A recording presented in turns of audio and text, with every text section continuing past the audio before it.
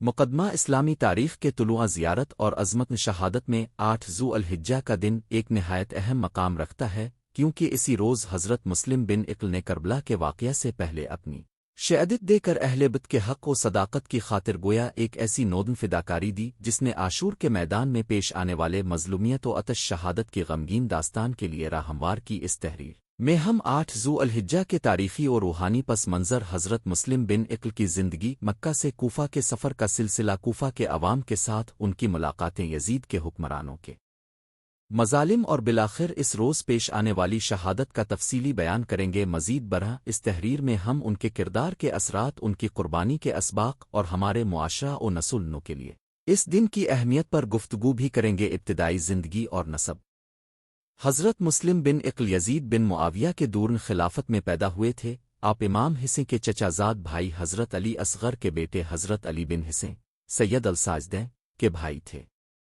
آپ کا اصل نام مسلم تخلص ابو عبداللہ و رکنیت ابو عبداللہ تھی۔ آپ کے والد شجاع خالق اور اہل بیت کے وفادار رکن تھے، چنانچہ بچپن سے ہی مسلم نے اہل بیت کی صحبت اور اعلیٰ اخلاق کے نمونوں سے خود کو منسلک کر لا۔ اپنی بزرگوں کے زیر اثر مسلم نے نہ صرف علم و عرفان حاصل کیا بلکہ ان کی زندگی میں شجاعت، دیانت داری اور حق گوئی خاصی نمایاں رہی۔ امام حسین کے نزدیک آپ کی خصوصیات اور اخلاق اتنے معتبر تھے کہ جب وقت آیا تو امام نے انہیں اپنا نمائندہ مقرر کر کے کوفہ بھیجا۔ اگر ہم مسلم کی تربیت اور ان کے مہتن خانوادہ پر نگاہ ڈالیں تو ہمیں معلوم ہوتا ہے کہ یہ وہی خاندان تھا جس نے عراق و شام میں اموی خلافت کے ظلموں کے خلاف جدوجہد کی اور مظلوموں کے حقوق کے لیے آواز بلند کی۔ مسلم نے اسی تربیت کے زیر سایہ اپنی شخصیت کو کمال شجاعت، نظم فکر اور عشق اہل بیت سے مزین کر لیا۔ سیاسی و اجتماعی پس منظر اموی خلافت کا دور یزید بن معاویہ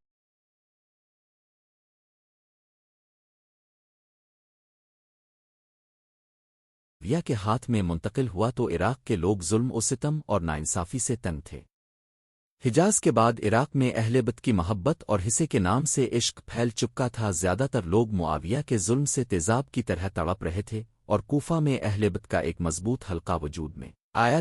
حلقہ نہ صرف امام کے خانوادہ پر عقیدت رکھتا تھا بلکہ ان کے سیاسی مطالبات کو حق جانتا تھا۔ جب یزید نے امام حسین کو اپنے بیعت کرنے پر مجبور کرنے کی کوشش کی تو امام نے حق و باطل کے مابین واضح فرق دکھانے کے لیے کوفہ کے لوگوں کو آزمانے اور امت کو ہوش میں لانے کے لیے کوفہ سے حامیوں کے خط و پیغام بھیجے۔ یہ پیغامات لوگوں کے اندر اہل بیت کے خون سے پیار اور یزید کی خلافت کے شر سے نفرت بھرتے گئے۔ یہی خط و پیغام حضرت مسلم بن عقل کی صورت میں عملی جامہ پہن کر کوفہ پہنچے۔ کوفہ کا حال اور یزید کے حکمرانوں کے مظالم۔ کوفہ کی سیاست اس دور میں انتہائی الفالجے ہوئی تھی۔ شہر میں امویوں کے جبر و استبداد نے عوام کو کرب و بلا میں مبتلا کر رکھا تھا۔ متعدد سیاسی گروہ اور مقامی سردار ایک دوسرے کے حریف تھے اور ہر دھڑے کو سوداگرانہ مقاصد حاصل کرنے کے لیے عوام کے جذبات کو بھڑکانے میں کوئی کوتاہی نہ ہوتی تھی۔ معاویہ اور یزید کی خلافت نے کوفہ کے گرد و نواح میں ظلم کے پہاڑ کھڑے کر دیے تھے۔ لوگوں کو افراط و تفریط کی زندگی جینے پر مجبور کیا گیا اور کسی کی آواز بلند ہونے پر بے حد خوفناک سزائیں دینے کا سلسلہ عام ہو گیا تھا۔ کوفہ کی فضا میں جب امام حسین نے مسلم کو نمائندہ مقرر کیا اور کوفہ سے حامیوں کے جوشیلے خطوط آئے تو عوام نے ظالم حکمرانوں کو چیلنج کرنے کی ہمت پائی۔ حضرت مسلم نے کوفہ کے اندر ایک بااخلاق و منظم تحریک چلائی، لوگوں کو دین کا سبق سکھایا، ان کے سامنے یزید کی ناانصافیوں کی حقیقت کو پیش کیا اور امام کے حق میں عوامی حمایت حاصل کی۔ ابتدا میں تو کوفہ والے اس قدر متاثر ہوئے کہ انہوں نے ہجوم کی شکل میں کوفہ کی گلیوں اور چوراہوں پر مظاہرے کیے اور یزید کے حکمرانوں کے خلاف صف آرا ہو گئے۔ امانت و دیانت میں مسلم بن عقل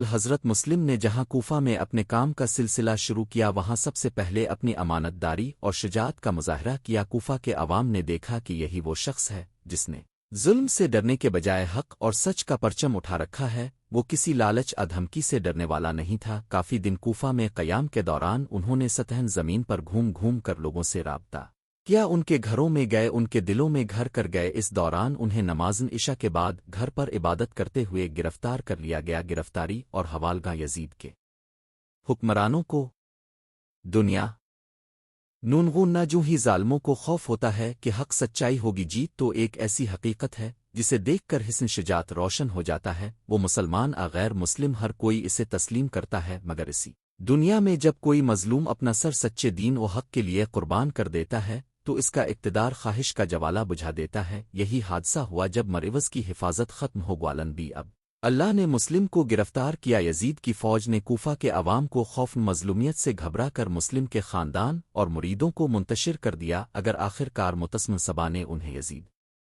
के हुक्म के तहत शाम भेजने का इरादा किया। जल्द ही हज़रत मुस्लिम को यजीद के खलीफा के हुक्म के मुताबिक कूफा से बाहर निकाल कर सहरा की तरफ ले जाया गया। रास्ते में जितने भी सहरा के कबाइल से गुजरे उन्होंने अपनी आज़ादी और ईमानदारी का सबूत दे दिया मगर यजीद के सिपाहियों ने उन पर पाबंदियां लगा रखी थीं कि किसी को भी देख जल वही इसे यजीद के पास पहुंचा दें। इस तरह हज़रत मुस्लिम को शाम की जानिब कैदोबंद की जंजीरों में जकड़ा कर ले जाया गया। 8 ज़ुल-हिज्जा का दिन और शहादत मुस्लिम बिन इक़्ल-ज़ुल-हिज्जा वो संग मील है जिसने अहले बद की कुर्बानी के सिलसिला को हिस्से के शकू अतश में डुबो दिया। इस दिन यजीद ने कूफा की पुलिस और हुक्मरानों को वाज़े हुक्म दे दिया कि कूफा के अंदर कोई सबूत नहीं कि लोग इमाम के हक में खड़े हैं, इसलिए मुस्लिम को करीब कत्ल करवाया जाए। इमाम के वफादार तो अभी तक उनसे जुड़े हुए थे।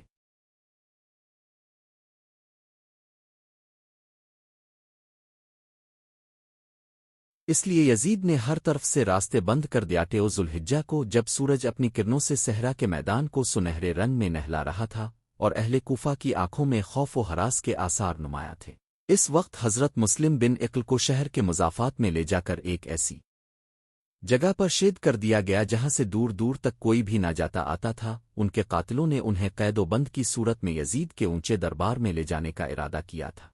काका उनके साथ जो कुछ करना है कर सकमगर अल्लाह के माथे पर जो लिखा होता है वो किसी ताकत के माथे पर कुछ भी लिखा हुआ होता। हज़रत मुस्लिम ने अहले कूफा को बाएतमाद करने के लिए अपनी ज़िद वफादारी ज़ाहिर की।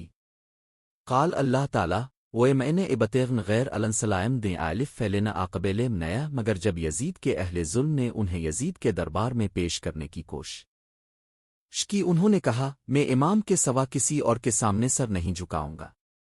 यजीद के जरसूमे ने उन्हें जंजीरों में सरनाम खड़ा करवा दिया और बेहिजाब पिटनों से उनको मारने लगे। हज़रत मुस्लिम ने अजियत व शिकंजा के दौरान भी अपनी ज़ुबान से कलमान हक बुलंद रखा। ए अशिस, तुमने किस जुर्म में मुझे कत्ल किया? मैंने तो सिर्फ इमाम के हुक्म पर हक की आवाज़ बुलंद की थी। अशिस ने गुस्से में लहजा नरम करते हुए कहा, तूने उम्मत के दिलों पर कब्ज़ा कर लिया था, हमें तकलीफ हो रही थी, इसी से तुझे ख़त्म करवाया गया। हज़रत मुस्लिम ने निहायत वक़ार के साथ फरमाया, तुम्हें जो तकलीफ थी वो तुम्हारे जुल्म के सबब थी। मैंने जुल्म से टकराया और हक को लिया। हक को चाहने वाला कभी जुल्म के सामने नहीं झुकता। कहते कहते उनके बदन पर तीर चुभने लगे और फिर उन्हें तलवार के वार से शहीद कर दिया गया। शहादत के बाद फर्द का अंजाम। शहादत मुस्लिम के बाद कूफा के अवाम पर क़यामत टूट पड़ी। उनकी रगों में दौड़ने वाली हिम्मत खून में तब्दील हो। जन लोगों ने दिन रात इमाम के कंधे पर कुरान उठाने की रस्म निभाई थी। आज उनके घरों में नल जल रहा थे। आबेज ने शर्मिंदगी के मारे आंखों से आंसू बहाए और अपने आप को कसूरवार समझा कि क्यों वो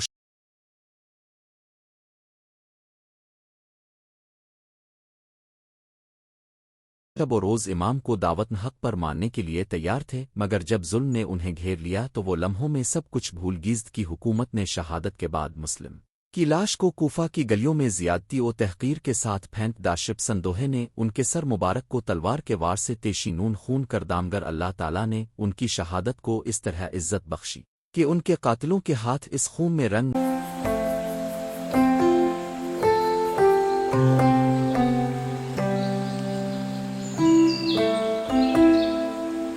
ना सके। बेहया लोगों ने उनके लाश को देखकर कांप अल्फौट है कि ये कौन ताकतवर इंसान था जिसने अपनी आंखों के सामने शैतानों को मामूली ना जाना और अपने खून का एक कतरा भी खर्च किए बगैर हक को जिंदा रखा। यही सानिहा इमाम के खानदान की मजलूमियत के सफ़र का पेश खैमा बन गया। कुछ ही दिनों बाद इसी कूफा के मैदान में इमाम हिस्से को शहीद किया गया और 10 महरम का दिन दर्दो कर्ब का दिन बना। 10 महरम को जिस मैदान करबला में खून हिस्से का चश्मा जारी हुआ, इसके लिए ये शहादत एक वजह बनी। 8 ज़ुल-हिज्जा ने 10 महरम का संग महर तैयार किया। अगर मुस्लिम अपनी जान न देते, इमाम को कूफा के अवाम का वसी काफिला नसीब न होता, तो अहले कूफा की बेवफाई के बावजूद भी इमाम کے پاس کوئی ایسی علامت نہ ہوتی جس نے انہیں صدن شبابن اہل جنت تک پہنچانے کا ذریعہ بنا اظہارن عقیدت اور علمی مقام حضرت مسلم بن عقل کے بارے میں تاریخی اور روایات کتب میں ان کے کردار کی جانب خصوصی توجہ دی گئی ہے۔ شیعہ اور سنی دونوں طبقات نے ان کی شجاعت و دیانت کو سراہا ہے۔ روایتی کتب تاریخ نے ان کا ذکر کرتے ہوئے اس بات کو بھی واضح کیا ہے کہ امام نے انہیں نہایت حکمت و فراست کے ساتھ کوفہ روانہ کیا تھا۔ اس دور میں کوفہ کی بغاوت اور عوامی بیداری کے لیے یہی صحیح شخص تھا جسے امام منتخب کر سکتے تھے۔ علماء و محدثین نے ان کے حالات کو ضبط سے جمع کیا ہے اور ان کے قول و فعل کا احاطہ کرنے والی کتب کے علامہ امیانی نے اپنی کتاب الغدیر میں تفصیل کے ساتھ بیان کیا ہے کہ مسلمانوں کے پہلے صدی میں کوفہ کا سیاسی نقشہ کیسا تھا اور کس طرح امام نے اس جنگ کو طاعتن کربلا کے تناظر میں پیش فرمایا۔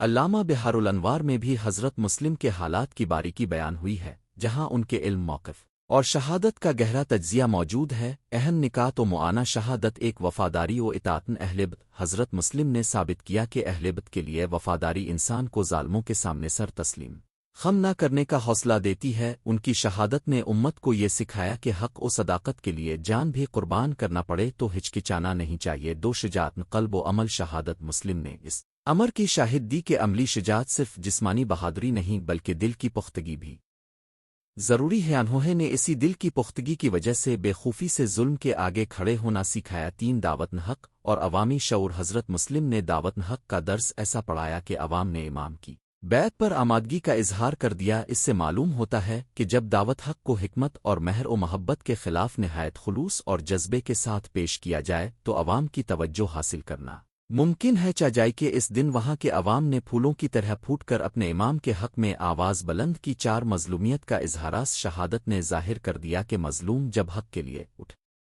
کھڑا ہو تو شہید ہو کر بھی زندہ رہتا ہے۔ کوفہ کے عوام میں اگر حتیٰ المقدور ایک اجنبی پریشانی کی لہر تھی تو انہیں معلوم ہوا کہ امام کے خاندانی ساتھی ایک ایسی قربانی دینے پر آمادہ ہے جس سے ظلم کا قلعہ ٹل جائے گا۔ 5 الف سوراتن عقلانی اور دینی۔ 8 ذو الحجہ کی شہادت نے اہل فکر و فلسفہ، اہل تقوی و روحانیت، علماء و عاملین کو یہ سبق دیا کہ اصل حاضر اور آنے والے کل کے انسانوں کے لیے سب سے بڑا امتحان حق اور باطل کے درمیان فیصلہ کرنے کا ہے۔ اس لیے شہادت مسلم کو ایک چرخان فکر سمجھا جاتا ہے جس نے اہل فکر کے ذہنوں کو ایک نئی سمت دی۔ 6 قیامت کے مناظرے کا آئینہ۔ یہ شہادت مظلوم شہید کی تصویر کشی کرتی ہے۔ قیامت کے دن جب ہر شخص کو اپنے اعمال کا جواب دینا ہوگا تو کوئی شخص بھی ان کی قربانی کے ثمرات کو خارج از بحث نہیں رکھ سکتا۔ بس یہ شہادت اس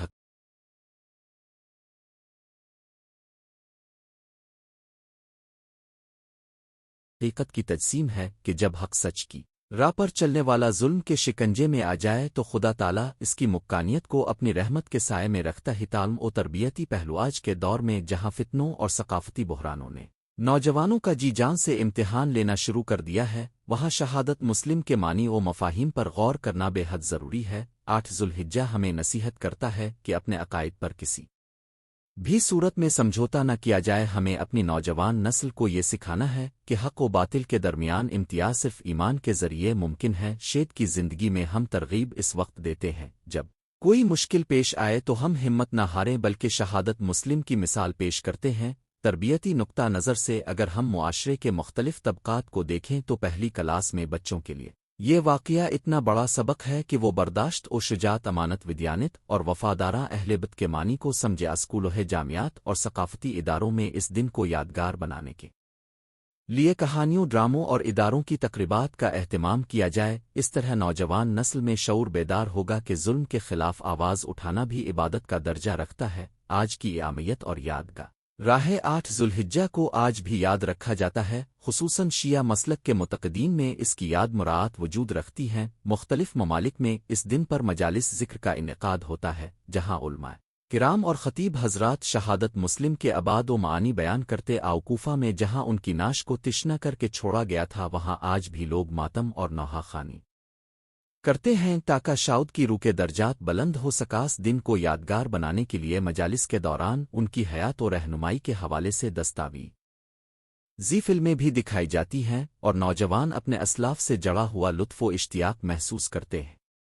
اس کے علاوہ فلاحی اور تعلیمی ادارے اس دن کے عنوان سے لیکچرز اور مباحثے منعقد کرتے ہیں تاکہ حضرت مسلم کی تربیتی پہلوؤں پر روشنی ڈالی جا سکے۔ انفارمیشن ٹیکنالوجی کے دور میں سوشل میڈیا پر بھی اس دن کے موقع پر مسلم بن عقیل 8 ذوالحجہ اور شہادت مسلم بن عقیل جیسے ہیش ٹیگز کے تحت لاکھوں لوگ شہادت کی یاد تازہ کرتے ہیں۔ اس کے ذریعے نئے الفاظ کے ساتھ مضمونات اور تعلیمی مواد فراہم کیا جاتا ہے تاکہ آنے والی نسلیں ایک ایسے بزرگ کی قربانی اور شجاعت کو مسلسل جیتی جا سکتی۔ آؤ خلاصہ اور اسباق زندگی خلاصہ یہ کہ 8 ذوالحجہ شہادت مسلم بن عقیل کا دن صرف ایک تاریخی واقعہ نہیں بلکہ ایک زندہ درس و مثال ہے۔ اس سطور میں ہم نے ان کی زندگی کوفہ کے حالات، یزید کے ظلم و استبداد، ان کی گرفتاری اور شجاعت بھری شہادت کا تذکرہ کیا۔ اس کے علاوہ ہم نے یہ جاننے کی کوشش کی کہ اس شہادت کا سیاسی،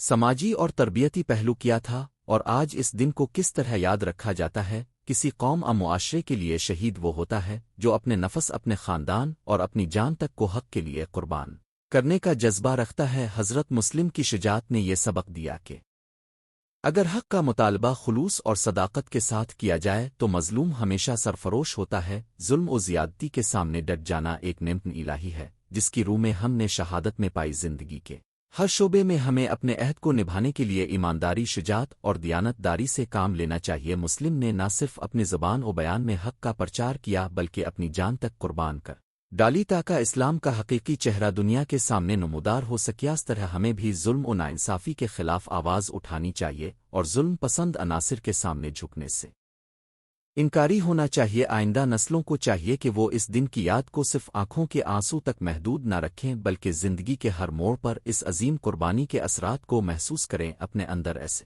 اوصاف پیدا کریں کہ جب انہیں کہیں بھی ظلم اور ناانصافی نظر آئے تو وہ کھڑے ہو کر اس کے خلاف بول سکیں، خواہ اس مظلومیت کا دائرہ گھر کا ہو یا پورے معاشرے کا۔ آخری کلمات آخر میں ہم یہ کہنا چاہیں گے کہ شہادت مسلم بن عقیل دنیا و آخرت